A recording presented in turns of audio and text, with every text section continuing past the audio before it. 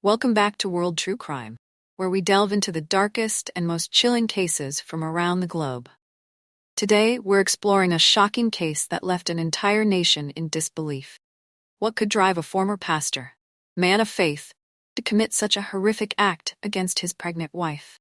Join me as we uncover the tragic story of Karissa Grandine and the twisted secrets behind her untimely death. Stay tuned as we unravel the disturbing events that led to this unimaginable crime. Some individuals only fake kindness, friendliness, and responsiveness, but deep down they lack love, compassion, or even pity for those closest to them. It's often hard, if at all possible, to explain why a person might decide on a crime so severe, leading to the ACT being attributed to poor genetics or inherent or acquired defects. But what could push a former clergyman and nurse to end the life of his own pregnant wife? The case of Philip Grandine in 2011 shocked all of Canada and received widespread international media attention. Former Baptist church pastor and qualified medical professional who was working at a nursing home at the time was accused of the ruthless crime against his wife Karissa Grandine, who was 20 weeks pregnant. The investigation of this complex case dragged on for over a decade, and the final judgment of the court left the deceased woman's relatives dissatisfied, Carissa and Philip Grandine.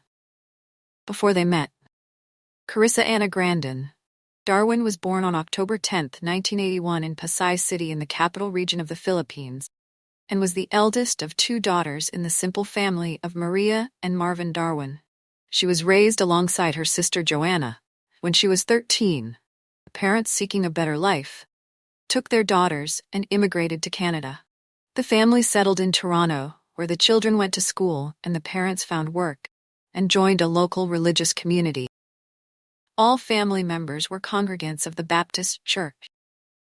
Carissa was an excellent student at school and later enrolled at a university, choosing to study archaeology and geology, while also working part-time at a hardware store in 2006.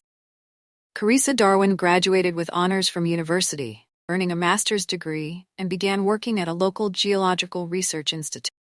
Friends and colleagues described her as kind, attentive, and very responsive, always ready to lend a helping hand. She was deeply religious and regularly attended church, where she eventually met her future husband Philip Grandine.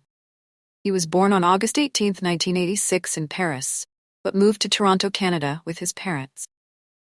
As a child, his parents were also religious and were congregants of the Baptist Church, raising their son in strict adherence and obedience at school. Young Philip was active and ambitious but very sensitive and trusting. He excelled academically, consistently, participated in various school project competitions and scientific practical conferences, but had practically no friends as his peers considered him a nerd and dull.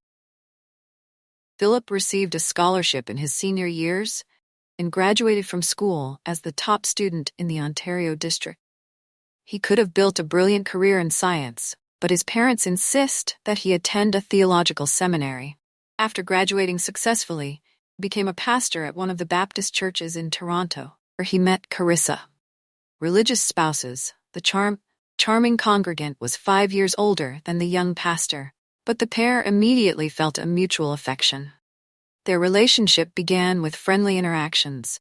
Gradually, the young couple grew closer and fell in love as devout individuals with strict and conservative views. They could not live together without being married. Therefore, Philip and Carissa married. Just a few months after meeting, the couple held a wedding that adhered to all religious traditions attended, not only by close friends and family, but also by fellow congregants of the Baptist Church. After their marriage, the spouses settled in Scarborough, an inviting area in the eastern part of Toronto, close to Lake Ontario. At first glance, the couple seemed perfectly matched. Both were young, intelligent, ambitious, and shared similar life perspectives and unshakable faith in God. They believed that spiritual closeness and sincere love were the main components of marital bliss.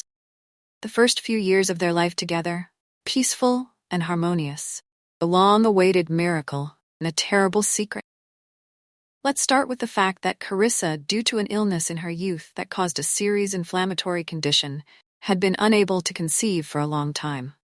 She chose not to disclose her condition, so only her family and husband knew about it, For several years, she unsuccessfully visited doctors, underwent examinations, took treatment courses, and agreed to experimental therapy. But to no avail. Doctors were at a loss and even suggested that she might never be able to become a mother. In 2011, after 4 years of marriage, she finally became pregnant. When the test results came back positive, she couldn't believe her luck and hurried to share the happy news with her husband. However, Philip received the news with restraint and even indifference. Carissa didn't pay much attention to this initially, believing her husband just needed time to adjust to the reality that they would soon be parents and their life would change. However, in August 2011, shortly after confirming her pregnancy, she discovered a secret her husband had been keeping for many months. As it turned out, the pastor had started an affair with one of the young congregants, Elaine Florentino, who was also a close friend of his wife. When Carissa heard rumors of the infidelity, she initially refused to believe them, but then decided to check Philip's laptop and found messages confirming his affair with his mistress. Furthermore, by checking his browsing history, she saw that her spouse regularly visited adult sites and preferred quite perverse videos that same day. She confronted her husband, noting that she was willing to forgive him and her friend to preserve their family. However, she demanded that he immediately end things with Elaine and stop visiting depraved websites. Another condition was his agreement to undergo couples therapy. Philip accepted all conditions, promising to return to the righteous path to save their marriage. Carissa sought help from their mutual friend and pastor named Stephen, whom she trusted completely. He listened attentively to her and agreed to help them as a family therapist. However, during a personal conversation with Philip, he strongly recommended that he leave the church service as his actions and behavior were unworthy of a clergyman. Philip was infuriated by these words, but fearing public scandal, agreed to resign his pastoral duties. New job, old vices. Philip completed his training, becoming a qualified nurse, and soon received several attractive job offers. He chose a local nursing home located about 20 minutes from his own home, which offered a respectable salary, and this option seemed suitable to him. It seemed that life was gradually improving, and both family therapy and the job change were beneficial for him. He tried to be an exemplary family man, assuring that he had stopped watching adult films, ended his affair, and was faithful to his wife. Alone in reality, however, he continued to meet secretly with Elaine, but did so very cautiously, trying not to be seen by anyone. The couple even avoided hotels, and their meetings took place in Philip's car, where they drove to secluded areas. Soon Carissa suspected that her husband was still seeing his mistress, and secretly checked his phone, where she found messages with Elaine. During a family therapy session, she declared that she knew everything, detailing what she had found in his phone. Stephen was displeased with this turn of events, and Philip was seething with anger. Although he tried to hide it at home, caused a scene, stating that such things could have been said to him personally, rather than in the presence of a third party. To which his wife responded that making the problem public was the only way to influence him in any way. About a week after Carissa admitted she knew about her husband's infidelity, she suddenly felt unwell on October 14th. Her condition deteriorated so much that she was forced to seek medical help. She was hospitalized with complaints of severe weakness, dizziness, drowsiness, and disorientation. She lost consciousness twice. Her blood pressure dropped to dangerous levels, and doctors were seriously concerned for the life and health of the expected mother and her baby. However, all these symptoms were quite strange, as Mrs. Grandine had previously had no such issues. Carissa confessed that she felt unwell in the morning after drinking a smoothie prepared by her husband. But at the time she did not think much of it. However, in the evening after drinking a herbal tea Philip made, she felt much worse. She asked whether her husband had added any medications to the drink, but he assured her that he had not the patient's condition, and her story raised many questions. And the doctor examining her decided to immediately perform a toxicological blood test.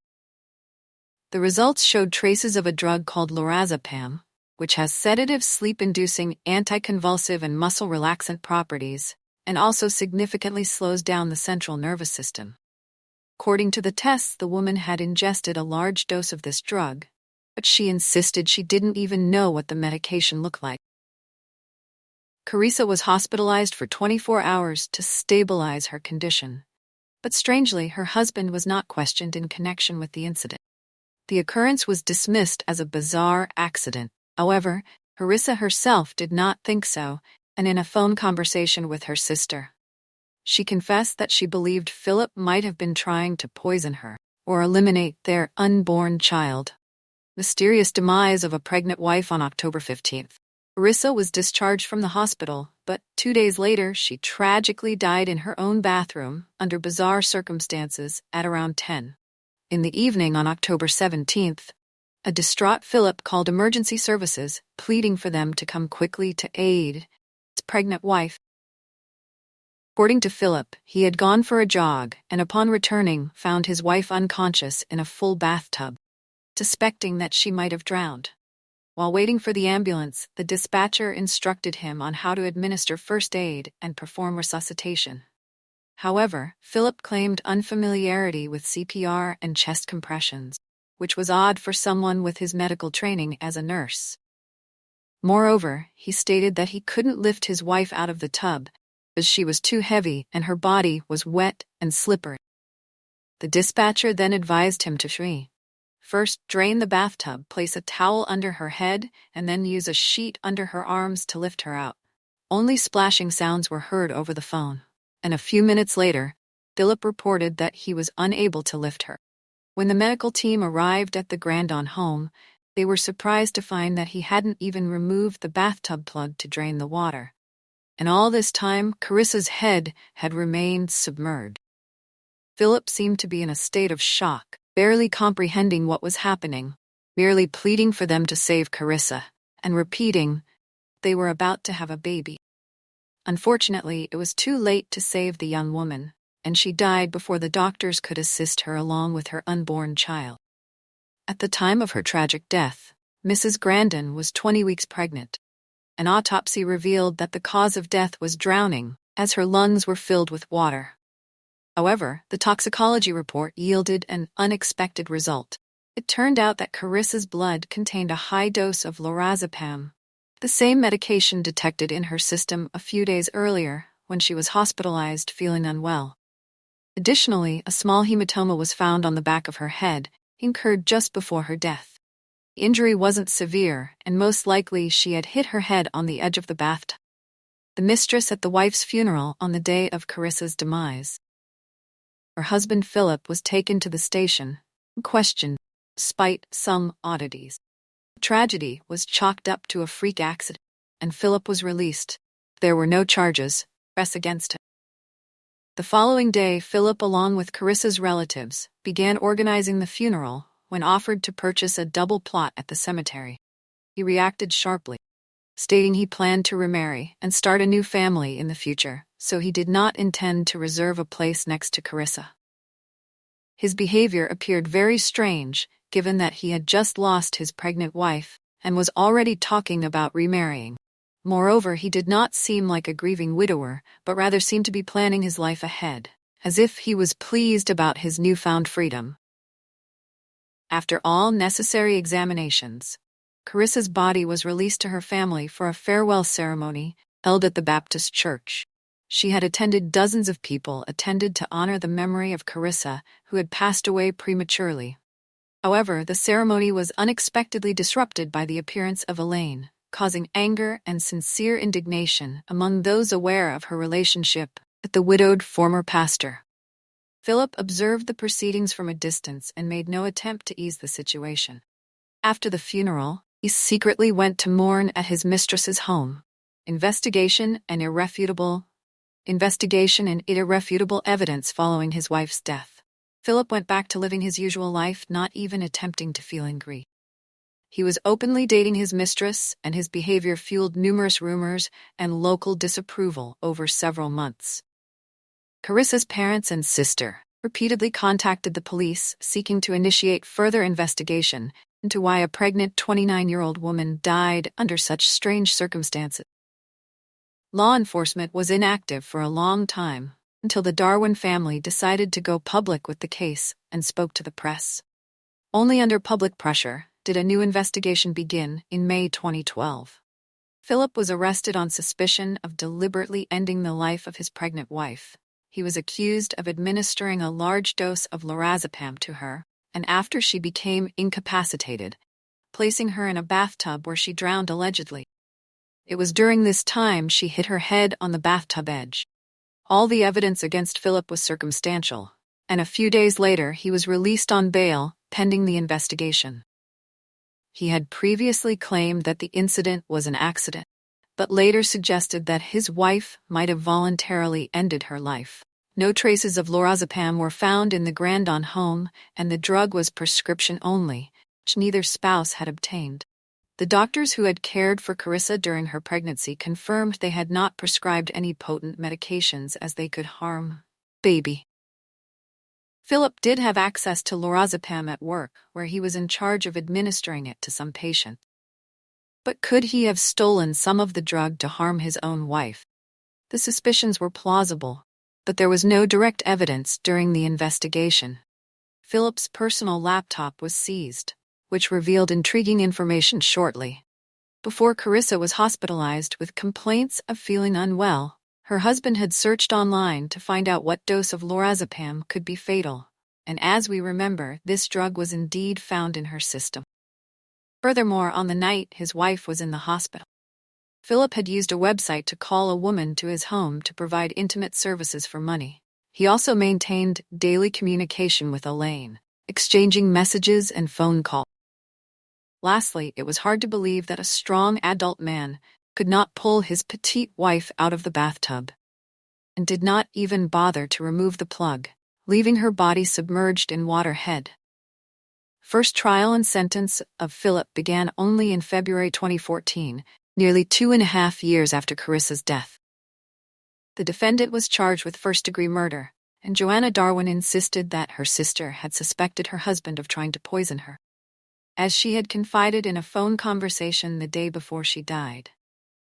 The prosecution argued that Philip had premeditated his wife's murder, with the incident occurring a few days prior to the tragedy, serving as a kind of rehearsal. He had been calculating the correct dosage of the drug, as evidenced by his internet searches, after which he intoxicated Carissa and drowned her while she was helpless in the bathtub. Philip, however, now insisted that his wife had ended her own life and that he was simply too late to save her. However, the deceased's relatives firmly denied the possibility of suicide, noting that Carissa was a deeply religious person who would never commit such a grave sin, especially harming her long-awaited child. Witness testimonies, autopsy and toxicological reports, as well as the search history on the defendant's laptop, pointed to his guilt. Thus, in January 2015, Philip Grandine was found guilty of first-degree murder and sentenced to 15 years in prison without the possibility of parole. New trials, and a surprising decision immediately after the sentencing. Former pastor and his lawyer filed several appeals challenging the court's decision. The defense argued that the evidence presented by the prosecution was circumstantial, and the Supreme Court ordered a new trial. Philip's defenders suggested that his marriage was undergoing a serious crisis. Indeed, Philip had been unfaithful, but infidelity is not a crime, according to the lawyers. Upon learning of the affair, Carissa fell into a deep depression, exacerbated by her unstable emotional state during pregnancy, leading her to end her own life. Remarkably, the court decided to release the accused on bail, allowing him to await the new hearings. In freedom, this decision outraged and offended Carissa's family, but all their complaints were dismissed. Process was resumed only in 2019. This time, Philip was charged with manslaughter and failure to render aid. It was alleged that he saw the state his wife was in, but still allowed her to take a bath after finding her unconscious in the water. He did nothing to assist us. The defense insisted that Carissa had simply slipped, hit her head on the edge of the bathtub, and drowned. Her husband was not at home at that moment to save her. Philip was found guilty again, but this time of manslaughter. He was again released on bail, pending the final verdict. The Darwin family was outraged, demanding a just punishment for the person responsible for their daughter's and sister's death. Carissa's mother even suffered a heart attack after learning that her former son-in-law had been released. Again in January 2020, the defendant was found guilty of manslaughter, but the sentence remained unchanged at 15 years in prison. Following this, he filed another appeal, and his lawyer managed to secure his release on bail. Once more, the ongoing releases seemed to mock the grieving family. This time, the defense insisted that Philip could not have known that his wife had taken a potent substance and was in danger, and therefore did not prevent her from taking a bath. However, in May 22, the Supreme Court unexpectedly rejected the submitted appeal, deemed the lawyer's arguments unconvincing, and upheld the sentence for Grandine, sending him to prison for 15 years. Overall, the legal proceedings against Carissa's perpetrator lasted more than 11 years, most of which he spent in freedom. Carissa's relatives never came to terms with the final verdict of manslaughter. Thank you for joining me on this deep dive into the tragic and perplexing case of Philip Grandine. If you found this story as compelling as I did, make sure to like, comment, and subscribe for more true crime stories from around the world. What do you think? Was justice served in this case, or were the consequences too lenient? Let me know your thoughts in the comments below. Until next time, stay safe and be vigilant. This is World True Crime, signing off.